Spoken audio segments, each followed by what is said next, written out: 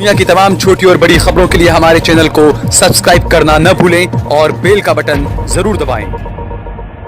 Sir, यह दोनों सरकार, एक तो दिल्ली की सरकार हमारा केंद्र की सरकार है और दूसरा दिल्ली की सरकार केजरीवाल जी की सरकार है। दोनों सरकार चुप्पी साधी रहे।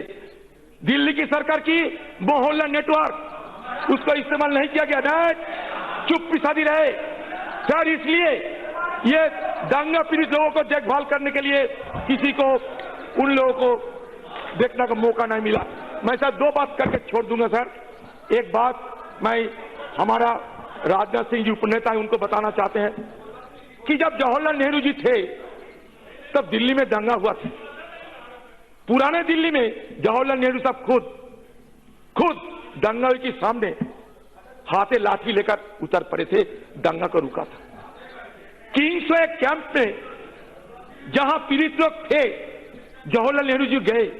एक बुढ़िया ने जवाहरलाल नेहरू जी को कलर पकड़ी और कहने लगे कि जवाहरलाल, आप तुम यहां आए हो। तो जवाहरलाल ने जवाब में कहा कि आप इल्जाम लगाते हैं, मैं कुछ नहीं कर पाए। हो सकता है आपके इल्जाम सही हो सकता है, क्योंकि बुढ़िया कहने लगे आप तुम आए हो, तुम कुछ काम करने के लायक नहीं हो। तो जवाहरलाल नेहरू उनको कहा कि माता जी, मैं कुछ करे या ना करे, कम से कम हिंदुस्तान की प्रधानमंत्री को कलार पकड़ने की अधिकार तो आपको दिए हैं। तो हिंदुस्तान की एक बुढ़िया जवाहरलाल नेहरू के कलार पकड़ने की अधिकार मिला था, वो जवाहरलाल नेहरू का जमाना था। आज अंकित शर्मा मरे हैं, इतने सारे 53 आदमी मर चुके हैं। ना हमारा प्रधानमंत्री ना गृह मंत्री कभी किसी को घर में गए हैं, कभी किसी को घर में जाके आपने उनको आपने भरोसा दिलाया है? क्यों ये का जिम्मेवारी नहीं था आपको? आप बताइए, ये का जिम्मेवारी नहीं था? आप कहते हैं कि होली का त्योहार है, हम किसी से नहीं मिलेंगे।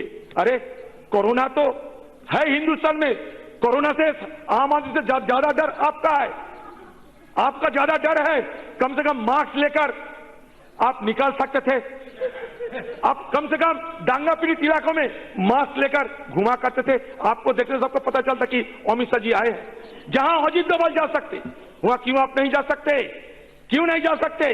तो इसलिए हमारी आपके विरोध में हमारा एलिगेशन है। पीएम प्रधानमंत्री जी के खिलाफ हमारा आरोप है, क्योंकि वो देश की प्रधान होते हैं, आप गृह मंत्रालय, आपको देखभाल करने की जिम्मेवारी होते थे कानून व्यवस्था के। आप दोनों ये रायट जब होते थे, दंगा जब होते थे, आपने खुलेआम ये दंगा को होने दिया, आपने कुछ नहीं कहा। इसलिए 3 दिन के बाद आपका नींद टूटे, प्रधानमंत्री जी कुछ कहने लगे। आपने बहुत दिन के बाद आपने भी 2-4 ट्वीट किए हैं, लेकिन कहीं जगह आपने नहीं कहा। आपको क्या ये नहीं लगते ये आपके लिए सही कदम नहीं था?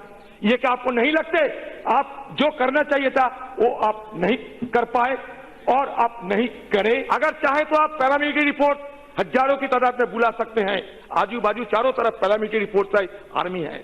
फिर भी ये घटना क्यों घटी? और वो भी 3 दिन लगातार।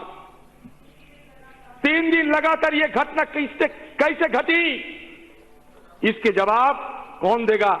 सरकार को देना पड़ेगा और खासकर हमारा गृह मंत्री को देना पड़ेगा, क्योंकि ये दिल्ली की रखरखाव, कानून व्यवस्था सारे की जिम्मेदारी हमारा गृह मंत्री की है। 3 दिन आप कहां थे? ये जरूर हमें कहलाना पड़ेगा। आपको याद दिला दे, आपका हेडगेवार साहब का जो आपका हेडगेवार जी का जो शिक्षक थे ना, टीचर थे, उनका नाम है मुंजी साहब। और मुंजी साहब सबसे पहले आरएसएस बनाने का पहले मुसोलिनी के पास गए थे, और वो मुसोलिनी इटाली के रहने वाला है। तो आपको खुशी होना चाहिए कि मैं इटाली की जिक्र करते हैं, हिस्ट्री बताते हैं।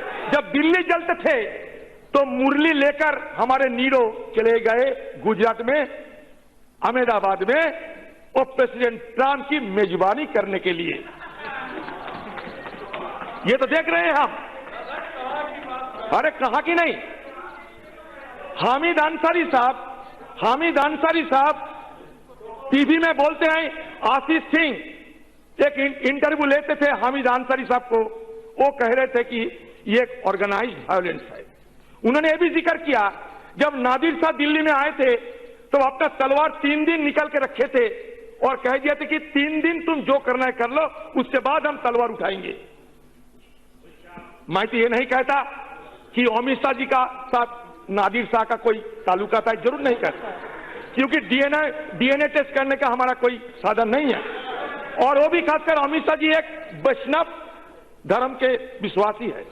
लेकिन जरूर ये कहूंगा, ये 3 दिन जो लगातार दिल्ली में दंगा हुआ था, उसमें आपका क्या जिम्मेवारी थे?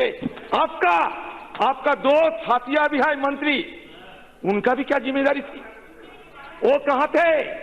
आपका बड़े बलवान जहांबाज एमपी थे, एमएलए थे, वो कहां गए थे? सदन में आके बड़ा बड़ा बात जो करते हैं यहाँ की एमपी दिल्ली वालों की, वो क्या भोजपुरी गाना गाने चले गए थे? वो कहां थे? आपके यहाँ जो एमपी दिल्ली के, एमएलए दिल्ली के कहां गए थे? क्यों गुम हो गए थे? चुनाव जब आते हैं गली गली जाते हो चुनाव में भीख मांगने के लिए, और जब खतरा पैदा होते हैं तब किसी को पास नहीं जाते। वजह सब जानते हैं, पिछले चुनाव में जो इलाका में दंगा हुई है उस इलाके में बीजेपी की उतना अच्छा वोट नहीं मिला, बीजेपी की वोट नहीं मिला। बस इसके चलते कोई ध्यान देने की जरूरत नहीं, आप समझिए। आपका लापरवाही दिल्ली के इस दंगे के सबसे बड़ा वजह होते है आपका लापरवाही। आप कहते हैं कि हम हिंदुस्तान को सारे दुनिया में शिखर में पहुंचाऊंगा, बाद में पाकिस्तान को उड़ा देते हैं, टेररिस्ट के खिलाफ आवाज उठाते हैं। हम भी समर्थन करते हैं आपको, टेररिस्ट को खत्म करो। पाकिस्तान की इस तरीके की हरकत को किसी हालत में बर्दाश्त नहीं किया जाएगा। लेकिन आप खुद सोचो कि जब हम हिंदुस्तान से जाकर बालाकोट में एयर स्ट्राइक करते हैं, उसकी हिम्मत हमारा है, तो हम दिल्ली की दंगा को क्या रोकने नहीं सकते थे? बताओ आप। और वो भी खास दिल्ली में, हमारे नेशनल कैपिटल में। और वहां हर दिन भड़काऊ भाषण चलते हैं, हेट स्पीचेस। हमारे हिंदुस्तान में एक बात बन गई है कि हेट स्पीचेस, किसने हेट स्पीचेस देते हैं? किसने दिया है हेट स्पीचेस? फटकरा लगाते हैं आपको सुप्रीम कोर्ट, फटकरा लगाते हैं आपको हाई कोर्ट, फटकरा लगाते हैं। क्यों? आपका अगर गलती नहीं है तो यह किसकी गलती है? आज दिल्ली की जब न्यायाधीश जब आपको पार्टी के खिलाफ फटकरा लगाते हुए पुलिस को कह रहे हैं कि इनके खिलाफ एफआईआर दर्ज कर लो, तो रातों रात तबादला हो जाते हैं। ये क्या होते हैं? ये मिडनाइट सर्जिकल स्ट्राइक होते हैं जुडिशियरी पे, midnight surgical strike on judiciary, रातों रात तबादला। क्यों? उनका गलती क्या था? उनका गलती यह था कि आपको जाने माने नेता के खिलाफ जो भड़काऊ भाषण देने में माहिर है, आज तो सारे हिंदुस्तान में एक नारा लग गया, गोली मारो सालों को। क्या ये हमारा सीना चौड़ी करते हैं? बताओ, ये क्या हमारे लिए गर्व महसूस करने का मुद्दा है? बताओ। अगर नहीं है, आप इनके खिलाफ एक शब्द क्यों नहीं जिक्र करते, एक शब्द क्यों नहीं उल्लेख करते हैं? अगर आंकड़ा देखा जाए सर, तो क्या देखते हैं कि 53 लोगों को मौत हो चुके हैं। पता नहीं कि अगले क्या होगा। सदन में हमारे गृह मंत्री बताए, और ये अप्रोक्सीमेटली 25,000 करोड़ की नुकसान हुआ है जान माल की, 25,000 करोड़। 102 आदमी को बुलेट का जख्मी है। सर, सबसे बड़ा चौंकाने वाला बात यह है कि police control room receive nearly 21,000 distress calls between February 22 and February 29.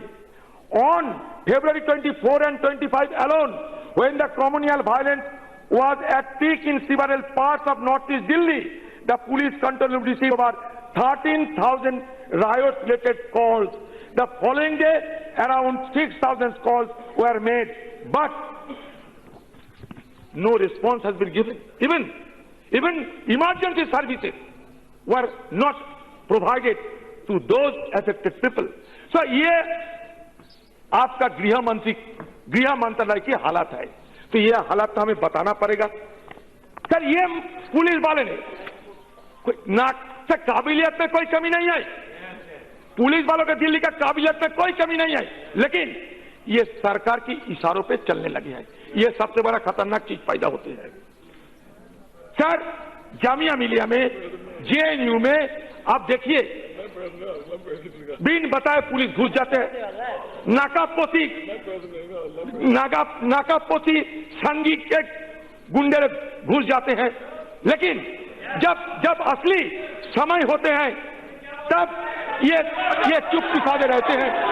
और अरे सबसे बड़ा तुम खतरनाक आदमी हो। अजीत डोभाल को क्यों उतारने पड़ा? जब होम मिनिस्ट्री है, उनका जो मिनिस्टर ऑफ स्टेट है, तो हमारे नेशनल सिक्योरिटी एडवाइजर को क्यों उतारने पड़ा? नेशनल सिक्योरिटी एडवाइजर एक लॉ एंड ऑर्डर के लिए कभी नहीं उतारते, और नेशनल सिक्योरिटी एडवाइजर ये होम मिनिस्टर को रिपोर्ट नहीं करते, सीधा प्राइम मिनिस्टर को रिपोर्ट करते। इसका मतलब क्या मैं ये कह सकता हूं कि प्राइम मिनिस्टर ऑफिस आपके ऑफिस में भरोसा नहीं किया था? तो ये क्या है, हिंदुस्तान में अभी दो किस्म के पावर ऑफ सेंटर बनते जा रहे हैं, पीएमओ और एचएमओ। नहीं तो ऐसा किस लिए हुआ? अजीत डोभाल को क्यों उतारने पड़ा? जवाब आपको देना पड़ेगा। इसलिए हम कहते हैं ये सरकार की सरासर नाकामियां है, निकम्मी सरकार। और ये निकम्मी सरकार में हमारे गृह मंत्री अमित शाह जी है, प्रधानमंत्री नरेंद्र भाई मोदी जी से हमारा उम्मीद था, वो भी हमें पूरा नहीं हुआ। इसलिए हम चाहते हैं कि हमारा ये चर्चा में प्रधानमंत्री भाग ले। आप देख रहे हैं देश लाइव, देश की आवाज।